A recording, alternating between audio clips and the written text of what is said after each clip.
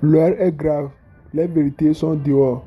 Affaire de terreau qui ont été dans l'avion de Air Côte d'Ivoire au Niger. Si Regardez les la vidéo. terroristes étaient cachés dans l'avion d'Air Ivoire, ce n'est pas la faute au chef de l'État.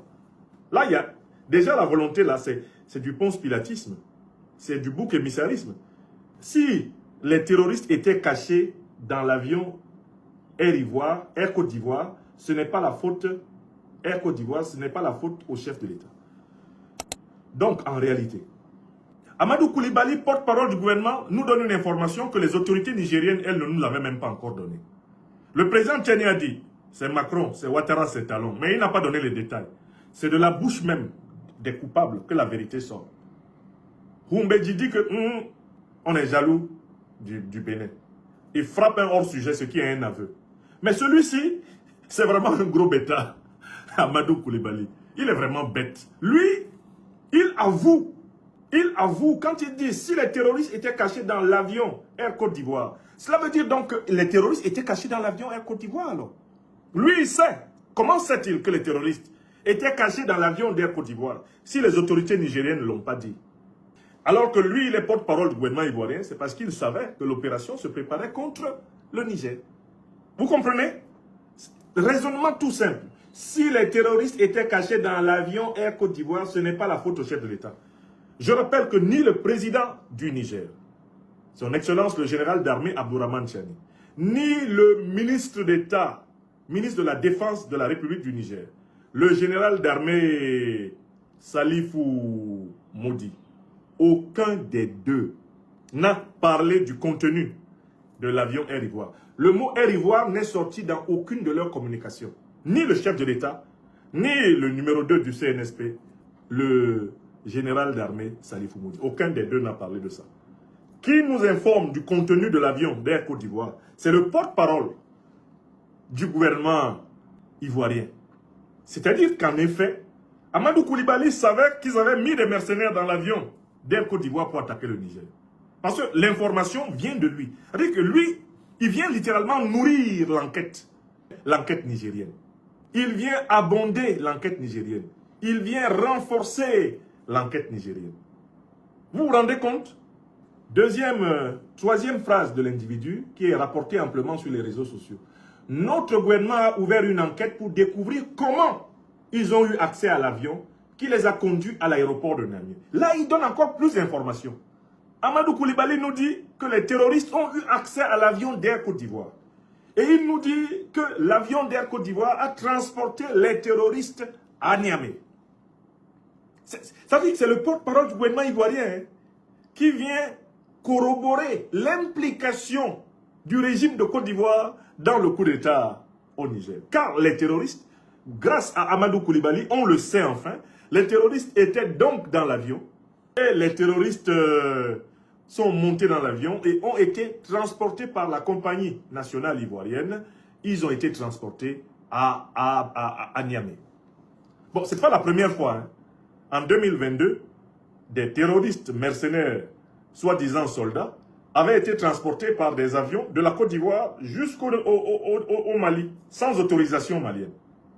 Alors, Amadou Koulibaly nous dit, nous avons ouvert une enquête pour découvrir comment ils ont eu accès à l'avion. Bon, ils ont eu accès à l'avion à l'aéroport.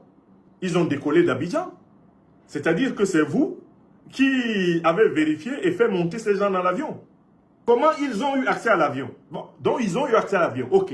Et qui les a conduits à l'aéroport de Niamey? Donc en fait, vous êtes responsable du transport des terroristes. C'est vous qui les avez transportés en fait, d'Abidjan à Niamey. Et ça, c'est une information de taille. Si les terreaux étaient cachés dans l'avion Air Côte d'Ivoire, ce n'est pas la faute au chef de l'État. Notre gouvernement a ouvert une enquête pour découvrir comment ils ont eu accès à l'avion et qui les a conduits à l'aéroport de Niamey. Voilà les paroles du porte-parole de Domadé Dran-Wotro sur ce que nous ne savions absolument pas, c'est-à-dire un scoop que eux-mêmes ils nous sortent alors que notre dirigeant, le général Tchani, n'a pas encore parlé. Mesdames et messieurs, nous sommes le 6 février 2026. Bienvenue dans ma chronique. L'information est sortie il y a 2 jours.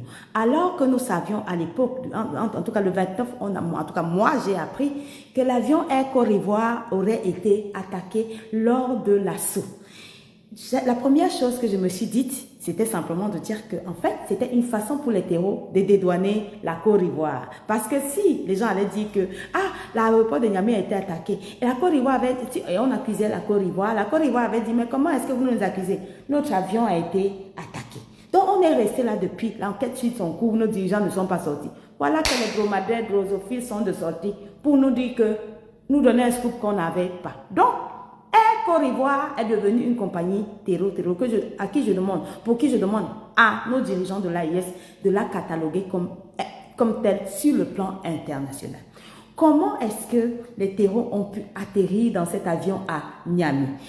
Cela ne peut pas se faire sans la complicité interne. Donc, qui a contrôlé cet avion à la sortie des passagers? Qui a été faire en tout cas sortir les bagages en soute?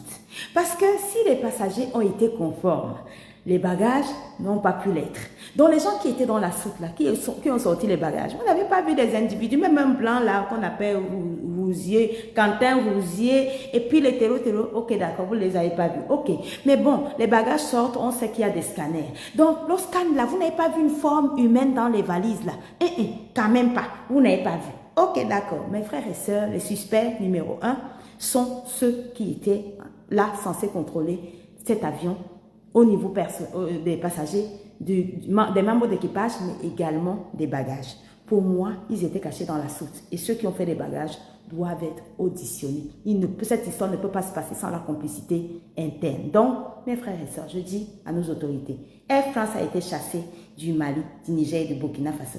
Accepter Air Côte d'Ivoire, c'est comme si vous acceptiez Air France. Parce qu'on sait que qui dirige la Côte d'Ivoire, c'est le pays que nous connaissons.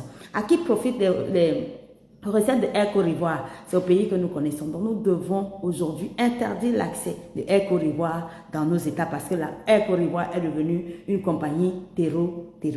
Maintenant, nous allons passer du côté des États-Unis. Amour sur nous. Les États-Unis, après 8 jours, condamnent enfin l'attaque. Pas les États-Unis, l'ambassade américaine. Parce que je fais une différence entre une ambassade et un pays. Vous savez, c'est une représentation d'un pays. Et pour que la parole d'un pays porte, ça ne doit pas sortir de l'ambassade, ça doit sortir du pays. Donc les États-Unis, l'ambassade américaine condamne à Niamey, l'ambassade américaine à Niamey condamne l'attaque du Niger 8 jours après. 8 jours après, alors qu'ils sont à Niamey, ils ont suivi ça depuis longtemps. Donc il faut se dire que c'est l'opération de séduction des Américains qui veulent nous endormir à travers, voilà, on veut une partenariat, on veut ceci, on veut cela. Mais on sait très très bien que les États-Unis sont derrière le terreau. C'est aussi Gaba qui l'a dit. Donc ne dites pas que c'est moi. État islamique, vous dites que c'est vous. ISIS, vous dites que c'est vous. Et ce sont ces gens-là qui nous attaquent chez nous. Et vous venez nous dire que pardon, pitié, on a eu pitié de vous. Pardon, c'est pas notre faute. On est avec vous, on condamne ceux qui vous ont attaqué, qui sont en réalité nos alliés. Donc on sait que les États-Unis ont besoin de nos ressources. On sait que les États-Unis ont besoin de contrôler nos ressources, nos armées, afin de continuer à avoir accès, à continuer à les piller et les exploiter. Mais cette fois-ci-là, on a compris. Les partenariats, ce sera dans le domaine économique, mais pas dans le domaine militaire. On vous remercie, mais on sait que l'ambassade et les États-Unis, et l'ambassade américaine et les États-Unis, un communiqué pour pouvoir porter doit venir d'un État. Le Tchad a condamné l'attaque lâche des terreaux à Niamey. Cette condamnation n'est pas venue tout droit de l'ambassade du Tchad à Niamey, c'est venu tout droit de la présidence de la République du Tchad. Pareil pour l'AIS, ce n'est pas venu des ambassades du Mali et du Burkina Faso au Niger, c'est venu tout droit des présidences de nos deux pays. Donc que les États-Unis nous respectent et nous prennent au sérieux. Une condamnation, pour qu'elle soit effective, qu'on comprenne que réellement les États-Unis ont condamné, ça devrait venir tout droit de Washington. On sait que vous êtes en opération de séduction, mais la question que je me pose, c'est que si cela avait marché, qu'est-ce que les États-Unis auraient fait? Vous savez très bien qu'ils auraient continué avec leurs alliés, puisqu'ils marchent ensemble, il y a un qui bute, et puis ils viennent tous se partager le butin. Donc ne vous en faites pas. Cocorico, Yankee, c'est la même chose. Donc maintenant, nous allons partir dans le domaine économique. Je vous ai dit que l'entrepreneuriat en Afrique, franchement, nous en avons marre d'être des subalternes à l'étranger et des subalternes chez nous, surtout alors que nous savons que nous avons non seulement des hommes intelligents et des femmes intelligentes, des femmes milliardaires comme des hommes milliardaires. Donc on a des capacités, on a des ressources, on a tout. Donc il est important qu'on prenne la tête, la direction de nos plus grandes entreprises. Donc j'ai ici l'honneur de vous dire que Ibrahima Diawara, milliardaire malien de son espèce, est aujourd'hui à la tête de la compagnie, la première compagnie de carreaux du Mali du nom de Stone, qui a une capacité de production de 600 000 mètres cubes par an et qui exporte non seulement de la chaux agricole, mais également des carreaux du côté du Burkina Faso, du Sénégal et de la Guinée. Saluons cette initiative parce que nous devons prendre le contrôle de nos États et nous ne pouvons pas prendre le contrôle de nos compagnies et de nos entreprises nationales. Nous ne pouvons pas prendre le contrôle de nos entreprises en étant toujours des subalternes. Donc c'est à saluer et nous devons donner de la force à ces entreprises tenues par des Africains parce que nous avons besoin de prendre le pouvoir sur la terre de nos ancêtres. Partagez, partagez, partagez s'il vous plaît. Partagez. Les drosophiles sont de sortie. Ils nous sortent des scoops alors que nous, on n'a rien demandé. Merci beaucoup. Maintenant, on sait que Air Côte d'Ivoire, compagnie Terro. Je dis ça, je ne dis rien. Merci. Le porte-parole du gouvernement de Djeneba Djaba de la Côte d'Ivoire nous dit qu'ils attendent les preuves. Oui, vous attendez des preuves. Il n'y a plus besoin de vous donner des preuves. À partir du moment où Alassane Dramane Ouattara, le plus grand doïman de l'histoire de l'Afrique, nous a dit ici que je vais envoyer un bataillon pour dire les Nigériens. Il n'y a plus besoin de vous donner des preuves. Il n'y a plus besoin de vous donner des preuves où le plus grand doïman de toute l'histoire de l'Afrique a dit qu'il a installé 2000 hommes. Il a reçu 2000 hommes de la France pour mettre en Côte d'Ivoire pour partir attaquer le Niger. Est-ce que c'est nous, on a parlé de ça? C'est vous-même, vous avez parlé de ça. Donc, est-ce qu'il y a besoin encore de vous donner des preuves? Non. Est-ce qu'il y a besoin de donner des preuves quand le plus grand doïman de l'histoire de l'Afrique qui s'appelle Alassane Dramane Ouattara a reçu Boubou Cissé et on a intercepté les appels téléphoniques où il disait très bien qu'il va faire tomber le Mali? Est-ce qu'il y a besoin de preuves encore pour donner le gouvernement de Djeneba Djaba? On n'a pas besoin de preuves. Est-ce qu'il y a besoin de preuves quand la RTB a filmé et qu'on voyait que tous les terroristes étaient en train de fuir pour rentrer en Côte d'Ivoire, les terres natales, c'est-à-dire aujourd'hui la Côte d'Ivoire est devenue une terre de terroristes? Est-ce qu'il y a besoin de preuves encore pour donner au gouvernement de Djeneba Djaba de la Côte d'Ivoire? Non, il n'y a pas besoin de preuves. Donc dites au port, regardez, le porte-parole du gouvernement de Djeneba Djaba de la Côte d'Ivoire, que nous, on n'a pas besoin de donner des preuves. Le général Abdourahmane Tiani a fini de parler. Restez là-bas et puis vous allez voir, on va dégonfler tous les ports qui sont en Côte d'Ivoire. Le porte-parole, le porte-parole du gouvernement de la Côte d'Ivoire. Vous allez dégonfler one by one. Merci beaucoup. La justice internationale va même mandat d'arrêt contre Alassane Ouattara. Il devient un chef d'État organisateur de Toro. L'avion de la Côte d'Ivoire a transporté les Toro depuis la Côte d'Ivoire pour aller attaquer le Niger. Et en même temps, le même avion Côte d'Ivoire a rapatrié les mêmes Toro qui vont attaquer l'aéroport international de Niger. Les Ivoiriens sont clairs. Si le Niger transporte le Toro pour venir attaquer Côte d'Ivoire, est-ce que vous allez accepter ça? Nous avons vu il y a 3 mois de cela, on a vu les Toro qui sont hébergés en Côte d'Ivoire. Ils ont fait même vidéo. Ils ont créé les symboles là-bas. Ils sont en train d'organiser les attaques là-bas. Alassane Ouattara, les dirigeants de l'AES doivent porter plainte internationale contre Alassane Ouattara. Le vieux, là, on doit le mettre en prison. Ce que lui est en train de faire là, c'est pas bon. Hein? Le porte-parole de la Côte d'Ivoire même n'a pas nié ça.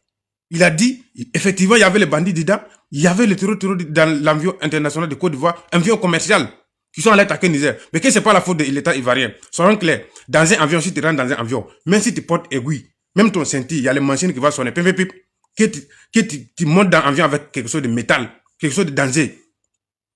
Mais si les gens entrent armés dans un avion international, commercial, c'est pas privé, hein, commercial, pour venir attaquer un aéroport. En même temps, le même avion a évoqué le même Toro qui a attaqué l'aéroport international de Niger. Pour les rapporter, pour les amener en Côte d'Ivoire encore. Est-ce que ce qu'Alassane Ouattara fait là, c'est bon? Les Ivoiriens sont objectifs. Ce qu'Alassane Ouattara veut crier là, c'est pas bonne chose. Famille, je vous salue. le ministre porte-parole du gouvernement ivoirien a fait une déclaration sur l'attaque terroriste faite par les mercenaires au Niger. Selon lui, les déclarations et les accusations du président nigérian Abdourahmane Tiani sont infondées. Et il dit qu'ils ont même interpellé l'ambassadrice du Niger installée en Côte d'Ivoire et qu'ils attendent les réponses des autorités nigériennes.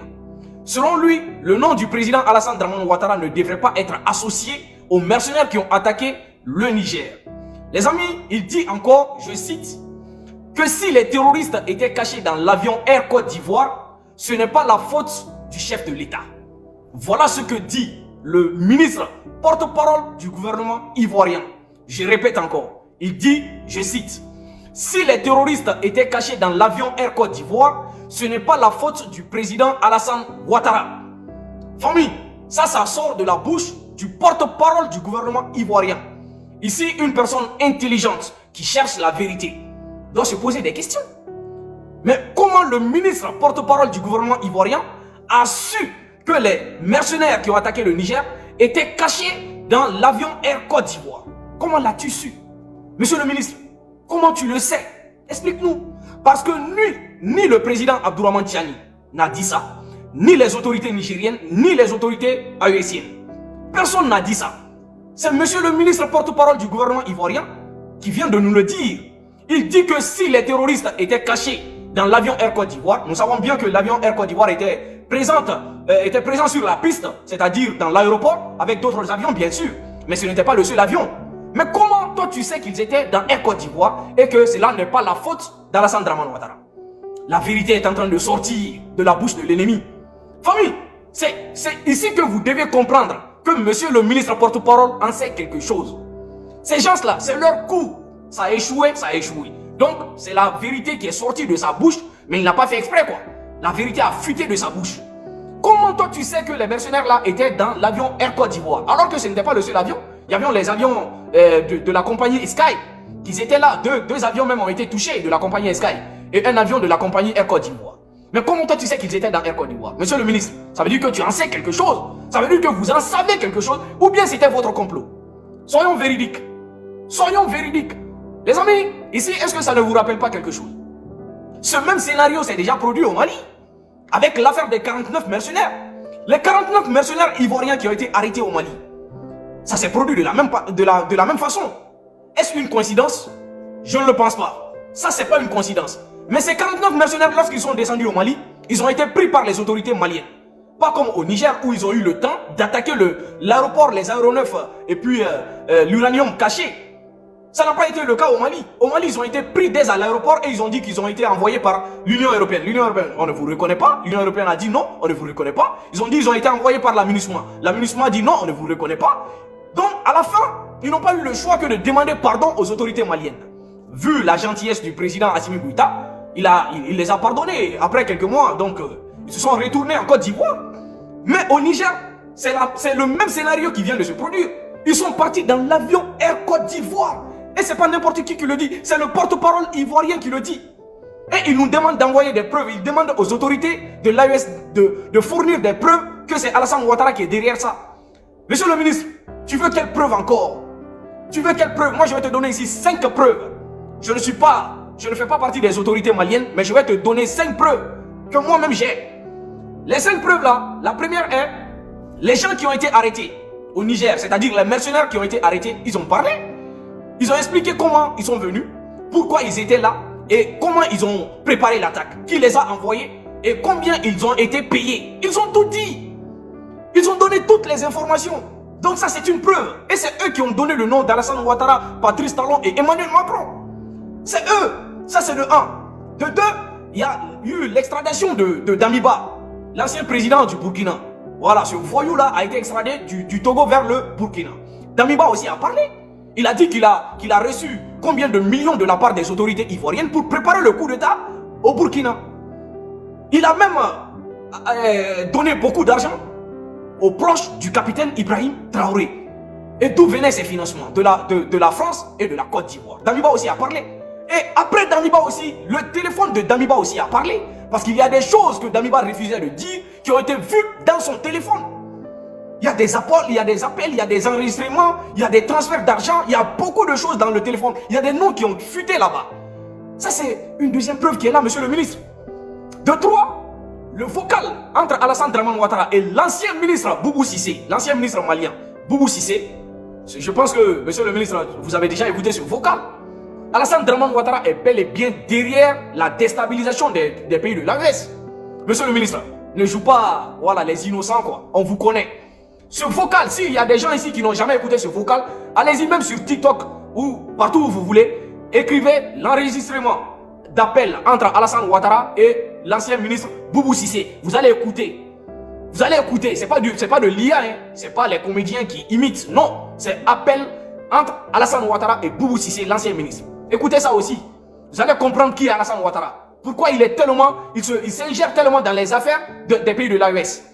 De 3, de 4, monsieur le ministre, Alassane Ouattara avait dit qu'il va fournir un bataillon pour attaquer le Niger d'Abdourahmane Tiani. Il l'avait dit, il ne l'a pas caché. Et dans ça, après que le Mali et le Burkina se sont mis devant pour dire celui qui touche au Niger a touché le Mali et le Burkina. Et ça serait une déclaration de guerre contre nos deux pays. Et la CEDEAO a vite reculé. Et quand la CEDEAO a reculé, les Français, les autorités françaises ont fait une annonce, ils ne l'ont pas caché, ils ont déclaré publiquement qu'ils avaient envoyé 2000 soldats français en Côte d'Ivoire pour attaquer le Niger. C'est pas moi qui le dis, hein. Donc, les autorités françaises disent que lorsqu'ils se sont mis d'accord avec la CEDEAO pour attaquer le Niger, ils ont envoyé rapidement 2000 soldats français en Côte d'Ivoire qui sont prêts à attaquer le Niger. Donc, c'est là qu'Alassane Dramane Ouattara aussi est sorti pour dire qu'il va fournir un bataillon. Il comptait sur les 2000 soldats français. Monsieur le ministre, porte-parole du gouvernement, qu'est-ce que tu ne comprends pas? Ne jouez pas les innocents. Encore 5 recrutements des terroristes. Ça se passe en Côte d'Ivoire. Les citoyens ivoiriens eux-mêmes le confirment.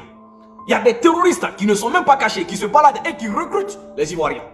À des millions, souvent 7 millions, 8 millions, 10 millions. Ils font des recrutements en Côte d'Ivoire. Les autorités ivoiriennes ne peuvent pas dire qu'ils ne sont pas au courant. Il y a... Vous n'avez pas de service de renseignement? Ça c'est impossible que vous ne soyez pas au courant. En plus de ça, ils font leur réunion là-bas, en Côte d'Ivoire. Ce n'est même pas en cachette. Ils le font publiquement. Et juste qu'ils filment pour mettre sur Internet. Ouais, nous sommes en Côte d'Ivoire, nous sommes à Abidjan, nous sommes comme ça. Mais qui ne le sait pas? Qui peut nier ça? Vous voulez quelle preuve encore? La compagnie Air Côte d'Ivoire est bel et bien dans ça. Alors, camarades peuple d'Afrique, peuple de Côte d'Ivoire, citoyens du monde, mes chers frères et sœurs, peuple de l'Iptako Gourmand. Frère, Romani, la panique à Abidjan, c'est pas bon du tout. À Mani, frère, je vous ai dit ici que l'accusation du président Tiani là, indiquant que Dramane Ouattara est un sponsor des terreaux, Patrice Talon, sponsor des terreaux, Emmanuel Macron, maître de Patrice Talon, maître de Dramane Ouattara, lui-même sponsor des terreaux, je vous ai dit que ça trame à Abidjan. Ah, j'ai camarades d'Afrique, ça continue de trembler. Hier, Dramane Ouattara a envoyé son porte-parole, le porte-parole du gouvernement terreau, pour venir radoter, venir s'insurger, venir étaler leur fébrilité vis-à-vis, chers camarades d'Afrique, des propos guerriers du président Abdourahmane Tiani et de l'AES. Frère, on va écouter. Vous allez comprendre que ceux-là, c'est des moutons qui ne comprenaient rien. Lui-même, il est en train de donner raison au président Tiani quand le président Tiani dit que Dramane Ouattara était un sponsor des terroristes. Il est en train de donner raison au président Tiani dans lui-même sa déclaration. Chers camarades d'Afrique, on va écouter sur Waworo. On est parti. Avec le code du coup. Ces pays de l'AES qui accusaient la Côte d'Ivoire n'ont jamais mêlé le nom du chef de l'État. Écoutez très bien. Fantaisiste. Nous refusons, de quelque façon que ce soit, que l'image de celui qui incarne notre pays soit brocadée. D'accord. Tant que c'est une accusation globale du pays, nous avons estimé qu'il n'y avait pas de réponse à donner, étant entendu que le pays n'avait rien à se reprocher et que ceux qui portaient ces accusations n'ont jamais fourni aucune preuve. Mais ici, pour ceux en tout cas qui ont entendu ces accusations, le nom du chef de l'État a été mêlé à cela, ce que nous, Ivoiriens, respectueux de notre président, nous refusons. D'où cette réaction, parce que l'acte d'accusation a été différent. Pour la suite, nous attendons la réaction. Vous avez entendu? Est-ce que vous avez bien compris même? Il dit, la Côte d'Ivoire, de façon globale, quand la Côte d'Ivoire de façon globale est accusée, eux, ils n'apportent pas de réponse, puisque selon eux, la Côte d'Ivoire ne se reproche rien. Vous avez compris ça, non? Il a dit ça, parce que la Côte d'Ivoire ne se reproche rien et que les présidents de l'AES n'ont jamais fourni, d'accord, de preuves contre la Côte d'Ivoire. Ça, c'est la Côte d'Ivoire. Pays de paix, pays de réconciliation, pays de dialogue, pays hospitalier. La Côte d'Ivoire.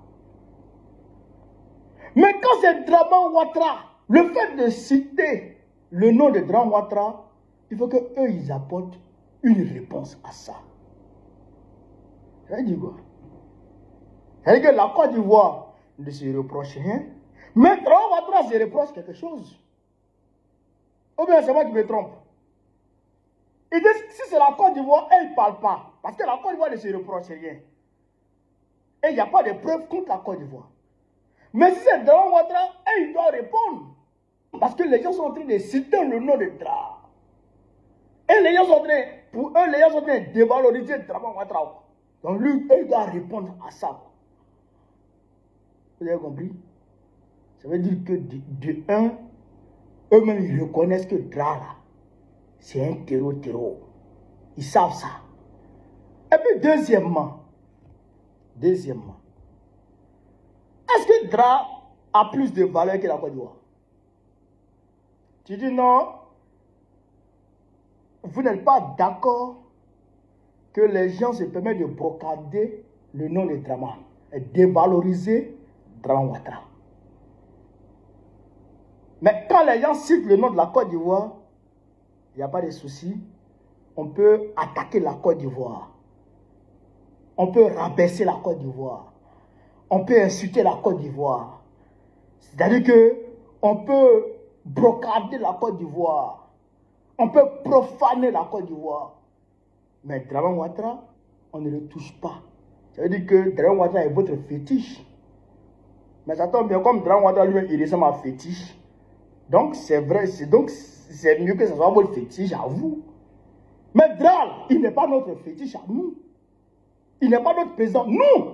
Nous, notre identité, nous, en tant qu'Ivoiriens, notre bien le plus précieux, notre bien le plus précieux, c'est la Côte d'Ivoire, c'est notre pays. Ce n'est pas Draman. Ce n'est pas Draman. Non, ce n'est pas Draman. Et moi, je ne respecte pas Draman. Nous sommes des millions d'Ivoiriens. La quasi-majorité des Ivoiriens ne respectent pas Draman. Draman ne nous respecte pas. Ça, c'est une réalité. Draman ne nous respecte pas, donc nous ne le respecte pas. Et moi, je ne le respecte pas. Ça, je le dis clairement.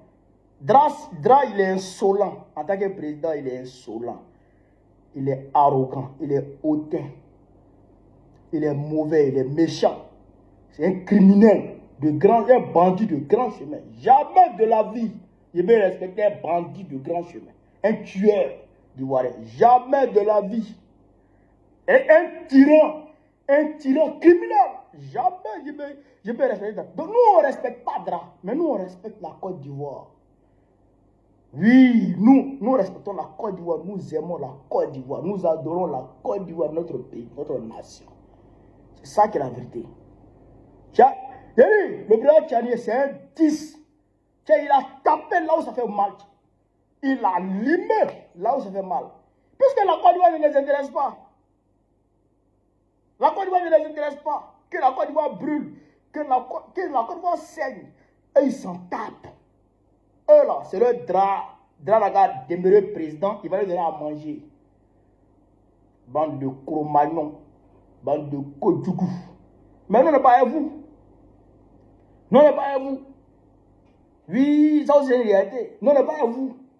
Donc, nous, là, on est avec l'AES. Oui, nous soutenons sans complexe l'AES. On soutient l'AES comme âme. Voilà. L'AES, c'est pas pour l'Afrique. L'AES, c'est pas pour les Africains. Mais vous, là, vous battez pour Macron. Qui n'a pas de battre pour Blanc? Qui n'a pas de battre pour Blanc? Blanc qui ne nous considère pas comme des êtres humains, qui nous considère comme des sous-hommes. Non, on se bat pour Blanc, on est fous bien quoi. Nous, on se bat avec les Africains, pour l'Afrique. C'est ça qui est la vérité. On n'est pas à vous qu'au brocanter le nom du président. Son maudit, ton président, son maudit matin, midi, soir. Son maudit matin, midi, soir. Tu as comparé Dramane Ouattara à la Côte d'Ivoire, tu es fou, tu es malade. Tu es malade, petit gros, tu es malade. Tu as comparé Dramane à la Côte d'Ivoire. Demande-lui là. Demande-lui là. La Côte d'Ivoire là. La Côte d'Ivoire est ce que nous avons de plus cher au monde, nous en tant qu'Ivoiriens.